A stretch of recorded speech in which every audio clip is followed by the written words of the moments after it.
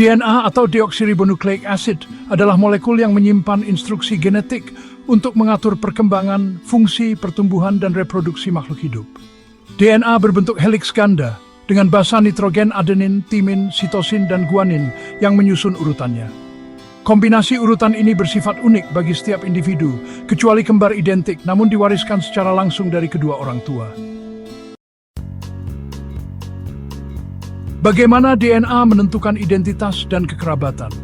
Setiap orang memiliki DNA yang unik. DNA seseorang merupakan kombinasi dari DNA ibu dan ayah, sehingga ada pola tertentu yang diwariskan di antara anggota keluarga. Analisis biasanya menggunakan bagian DNA tertentu seperti STA atau Short Tandem Repeats, yaitu wilayah DNA dengan pola berulang yang sangat bervariasi antar individu tetapi lebih mirip dalam keluarga.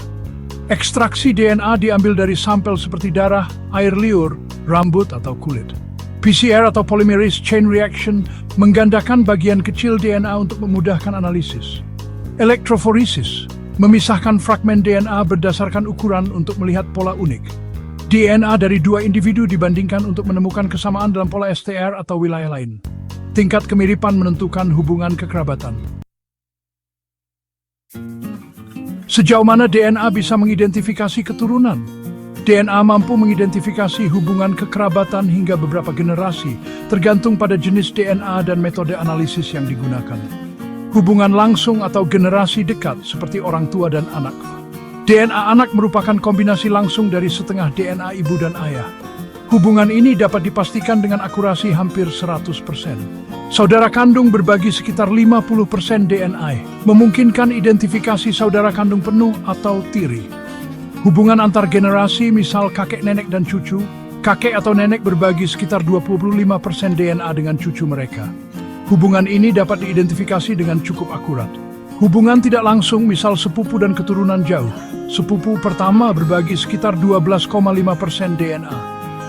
Sepupu kedua dan seterusnya, semakin jauh hubungan, semakin kecil persentase DNA yang sama, membuat analisis lebih sulit. Penelusuran garis keturunan jauh, DNA mitokondria atau diturunkan dari ibu ke anak tanpa banyak perubahan, memungkinkan pelacakan garis maternal hingga ribuan tahun. Kromosom Y diturunkan dari ayah ke anak laki-laki, digunakan untuk melacak garis paternal. Uji autosomal DNA. Dengan menganalisis DNA autosomal atau yang diwariskan dari kedua orang tua, hubungan hingga generasi kelima atau keenam dapat diidentifikasi. Single nucleotide polymorphisms memungkinkan identifikasi hubungan hingga ribuan tahun untuk mengetahui campuran etnis, asal geografis, bahkan keterkaitan dengan populasi manusia purba. Aplikasi DNA dalam identifikasi keturunan. Tes paternitas atau maternitas menentukan hubungan biologis antara orang tua dan anak. Identifikasi hubungan keluarga jauh seperti sepupu atau kakek nenek. Penelusuran genealogis melacak garis keturunan atau asal-usul suku tertentu. Analisis populasi purba melacak hubungan manusia modern dengan populasi purba seperti Neanderthal. Kesimpulannya, DNA adalah cetak biru tubuh yang diwariskan secara turun-temurun. Dengan teknologi modern, analisis DNA mampu mengidentifikasi hubungan kekerabatan hingga generasi dekat, anak, orang tua, kakek nenek maupun jauh, sepupu hingga ribuan tahun ke belakang. Akurasi bergantung pada hubungan kekerabatan dan metode analisis.